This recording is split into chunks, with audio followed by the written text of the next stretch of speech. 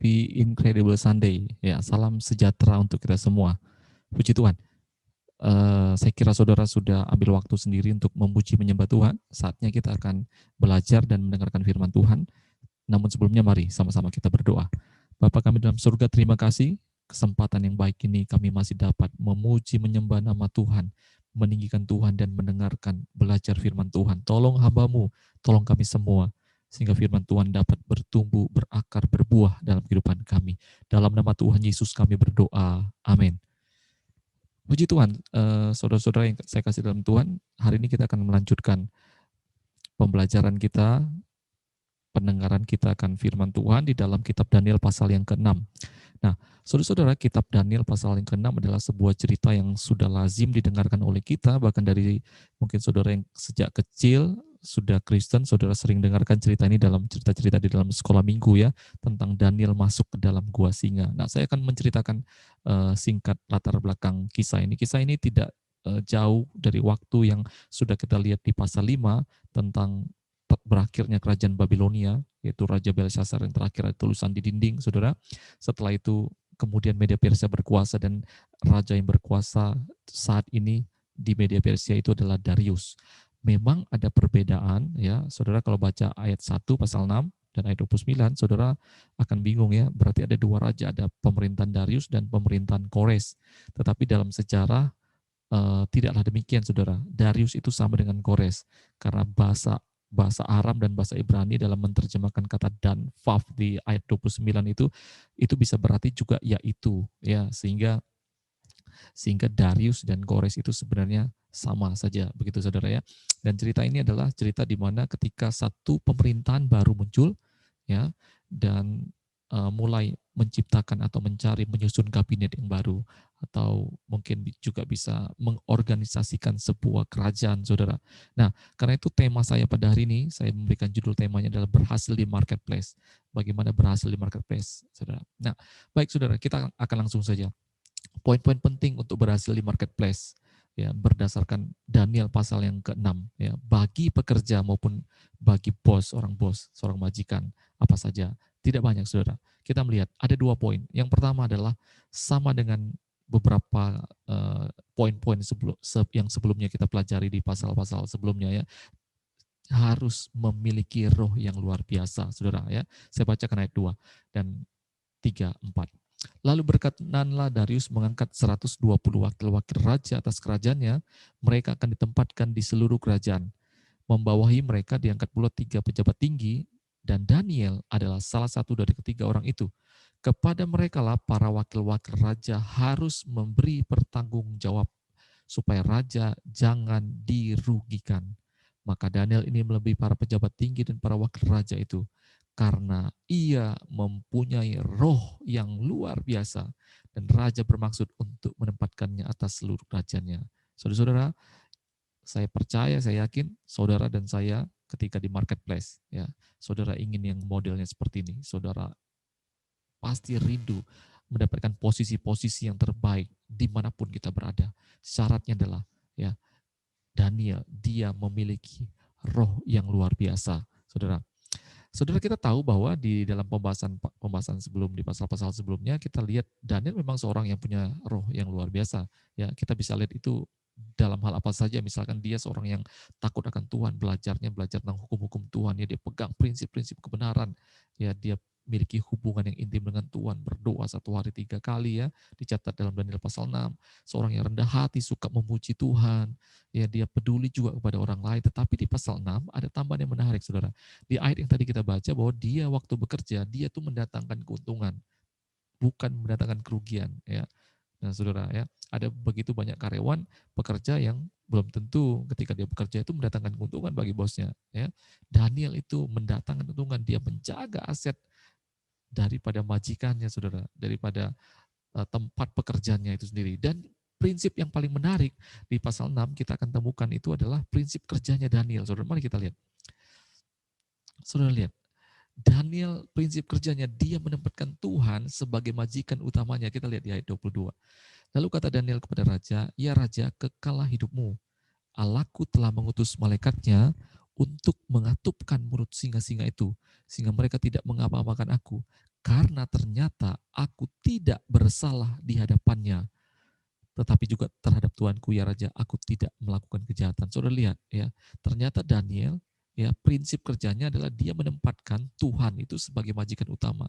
Memang dia bekerja dengan raja, Saudara. Ya, tetapi Tuhan itu adalah pos utamanya.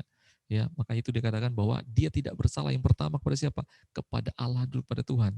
Dan ternyata juga dia tidak bersalah kepada raja tersebut. Ya. Makanya Kolose 3:23 dikatakan, apapun juga yang kamu perbuat, perbuatlah dengan segenap hatimu seperti untuk Tuhan, bukan untuk manusia. Ya, kamu tahu bahwa dari Tuhanlah kamu akan menerima bagian yang ditentukan bagimu sebagai upah. Kristus adalah Tuhan dan kamu adalah hambanya. Nah, saudara-saudara, dalam kita bekerja, saudara, misalkan di dalam dunia pekerjaan di Indonesia, saudara, kita punya beberapa jaminan, jaminan hari tua, ya pemerintah berusaha untuk memberikan terbaik bagi kita. Ada JHT, ada jaminan kematian JKM, ada jaminan kecelakaan JKK, ya, ada jaminan pensiun JP dan lain-lain sebagainya. Bahkan ada peraturan-peraturan tambahan di peraturan perusahaan, di peraturan perjanjian bersama di perusahaan. Saudara punya aturan-aturan sendiri ya untuk menjaga, melindungi hak-hak saudara sebagai pekerja. Saudara, ya, tetapi saudara, ini prinsip yang luar biasa. Kalau saudara ingin dipakai, kalau saudara ingin menjadi orang yang luar biasa, ya melebihi daripada yang lain, belajar daripada Daniel. Ya, jangan bekerja hanya mencari muka hanya di depan bos saudara, tapi lakukan itu karena saudara melakukannya pekerjaan itu untuk Tuhan sendiri. Saudara, kalau saudara punya prinsip yang seperti ini, waktu saudara sakit, waktu saudara mulai hilang, waktu Anda mulai dicurangi, maka lapornya kepada Tuhan, saudara. Ya, Anda tidak perlu takut. Ya, kalau Anda lapor kepada manusia, saudara lihat Daniel melapor kepada dalam cerita pasal 6. Saya berharap saudara sudah baca satu pasal. Waktu dia Raja tahu kejadian ini, Raja ingin menolong Daniel dengan berbagai cara, tapi tidak bisa, saudara. Manusia terbatas adanya. Meskipun itu adalah majikan kita, meskipun adalah orang yang paling tinggi yang bisa mengubah keadaannya. Darius sudah terjebak dengan keputusannya, saudara. Ya, karena disiasatin, ingin mencoba menolong, tidak bisa lagi, saudara. Maka itu kalau kita bekerja, kita punya prinsip, Tuhanlah bos kita. Tuhan bisa sanggup melakukan apapun. Apa yang saudara dicurangi, saya tidak tahu apa yang sedang terjadi dalam hidup saudara. Saudara dicurangi, ya gaji upah rendah, ya pembayaran tidak sesuai, dan lain sebagainya. Kalau saudara bekerja, menganggap pekerjaan saudara, bosnya adalah Tuhan. Tuhan yang membayar saudara. Tuhan akan mencari cara membuat Anda diangkat kembali. Ini prinsip yang luar biasa daripada Daniel. Daniel mendapatkan Tuhan sebagai majikan utamanya. Nah, saudara, sehingga saudara lihat sendiri, ya meskipun ya kalau kita baca dari ayat 5 dan seterusnya, ya Daniel dirancangkan, orang merancangkan untuk menjatuhkan Daniel, ya mencelakakan dia, sampai pun sudah celaka masuk dalam gua singa karena Tuhan majikannya, saudara. Tuhanlah yang membelanya, saudara. Ya, makanya Mazmur 34:8 mengatakan, malaikat Tuhan, ya. Daniel, sebelum saya baca ini, saudara lihat apa yang terjadi sama Daniel, ya. Waktu raja bertanya, Daniel, apakah kamu masih hidup? Ayat 22. Lalu kata Daniel kepada raja, ya raja, kekal hidupmu. Allahku telah mengutus malaikatnya untuk mengatupkan mulut singa. Nah, saudara, ya, makanya Mazmur 34 ayat 8 mengatakan, malaikat Tuhan berkemah di sekeliling orang-orang yang takut akan dia, lalu meluputkan mereka. Haleluya, ya. Mari saudara, ya, belajar di marketplace, Anda dimanapun berada, belajar. Jadikan Tuhan majikan Anda, lakukan untuk Tuhan. Sehingga saudara, ketika saudara mengalami problema, saudara mengalami tantangan, lapornya langsung pada bos segala bos, Tuhan sendiri.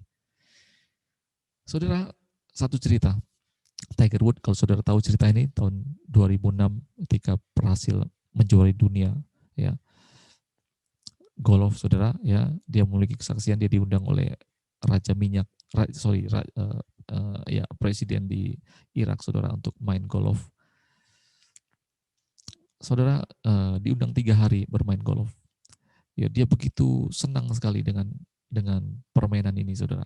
Ya, raja begitu senang karena main dengan seorang yang luar biasa hebat, gitu ya, 3 hari. Sehingga waktu selesai main, raja bilang, mintalah sesuatu, apapun itu akan saya kasih. Ya, Tiger Woods bilang, tidak perlu ya, karena saya sudah terkenal, media massa sudah liput saya dan lain sebagainya, saya tidak minta apa. Jadi raja bilang haruslah minta sesuatu. Ya, sehingga setelah dipaksa-paksa, Tiger Woods bilang, oke, saya minta salah satu koleksi tongkat golf bapak saja ya. Akhirnya ya sudah, Tiger Woods pulang saudara, dan tongkat golfnya belum diberi ya, beberapa waktu kemudian baru dikirimkan saudara. Waktu dikirimkan ternyata plus dapat surat tanah golf saudara, sudah atas nama disertakan milik menjadi Tiger Woods saudara. Dalam sebuah kesaksian Tiger Woods mengatakan begini ya, kalau kita menyenangkan seorang pimpinan, seorang bos, seorang raja, hadiahnya itu beda, saudara. Dia bisa melakukan apa saja, karena dia pimpinan, dia bos, dia punya segalanya. Apalagi, saudara, kalau kita menyenangkan bos segala bos, Tuhan segala Tuhan.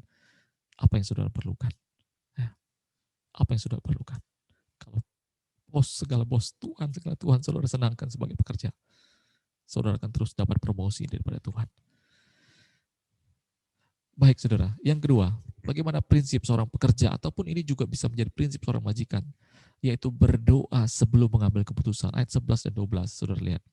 Demi didengar Daniel bahwa surat perintah itu telah dibuat, pergilah ia ke rumahnya, dan dalam kamar atasnya ada tingkap-tingkap yang terbuka ke arah Yerusalem. 3 kali sehari ia berlutut, berdoa serta memuji Allahnya seperti yang biasa dilakukannya.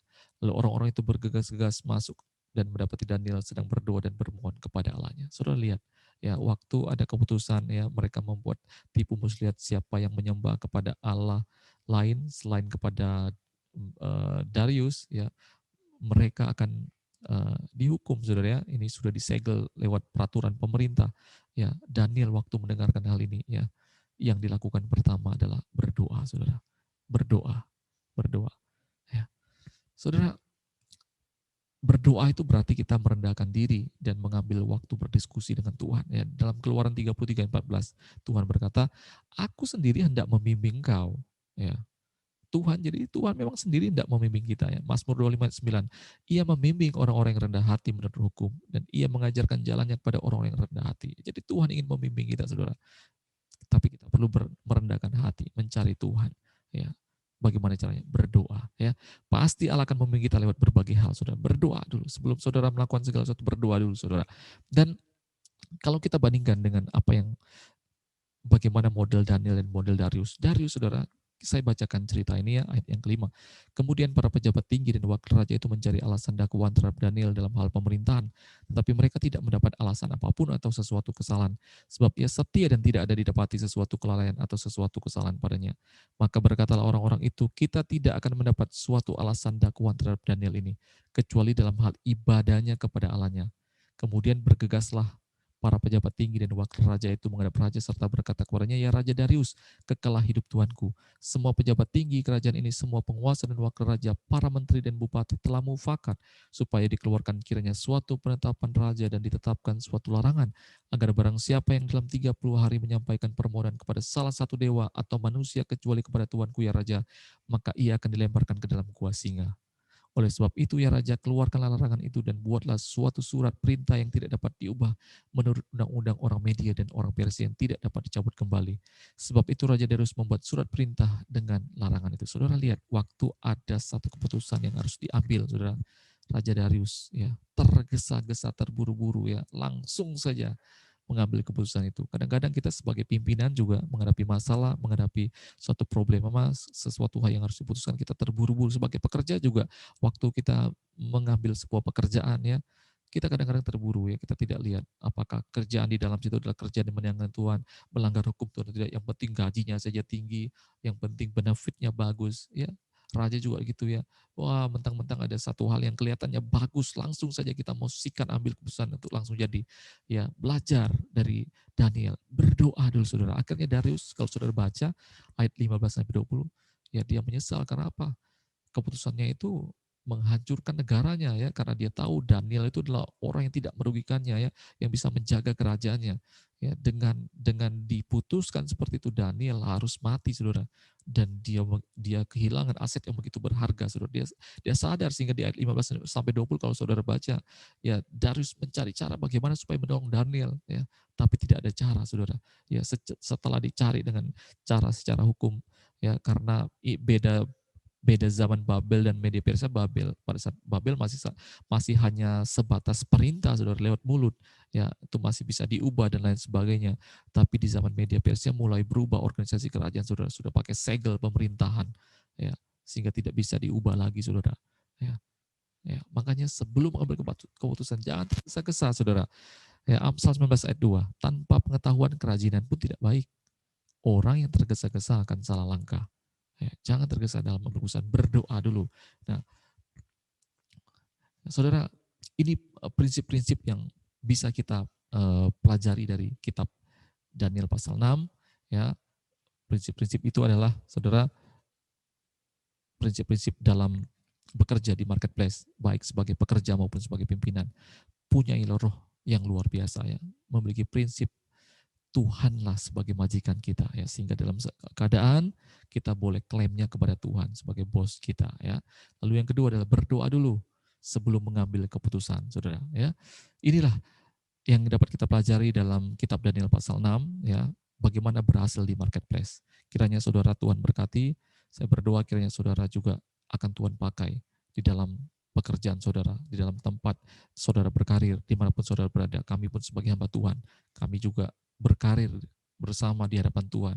Kami juga ingin menjadi pegawai-pegawai Tuhan yang tidak merugikan Tuhan, sebagai pelayan-pelayan Tuhan yang tidak mau merugikan Tuhan, tapi menjaga aset-aset Tuhan.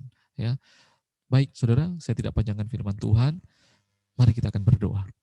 Bapa kami dalam surga, terima kasih buat kebenaran firman Tuhan. Tuhan tolong kami, sehingga kami menjadi seorang di dalam marketplace, di tengah-tengah pekerjaan kami, karir kami menjadi seorang yang takut akan Tuhan, mengerjakan segala sesuatu, semuanya kami tujukan pada Tuhan. Sehingga Tuhan, jika ada terjadi suatu masalah, kami pun bertanggung jawab dan kami meminta pertolongan kami daripada Tuhan. Terima kasih Tuhan, berikan kami roh yang luar biasa seperti ini Tuhan. Dan tolong juga kami Tuhan, ajar kami dalam segala sesuatu merendahkan diri, menghadap Tuhan, berdoa, memohon petunjuk yang daripada Tuhan. Pimpinlah kami Tuhan. Terima kasih. Jika ada umat-umat Tuhan yang sakit, kiranya Tuhan sembuhkan. Yang susah Tuhan hiburkan. Yang membutuhkan pekerjaan, Tuhan berikan pekerjaan yang terbaik. Yang sedang berusaha berbisnis, studi, dan lain sebagainya, Tuhan berkati pekerjaan tangan kami. Terima kasih Tuhan, terima kasih. Di dalam nama Tuhan Yesus, kami berdoa. Amin. Puji Tuhan, happy incredible Sunday, Tuhan Yesus memberkati kita semua.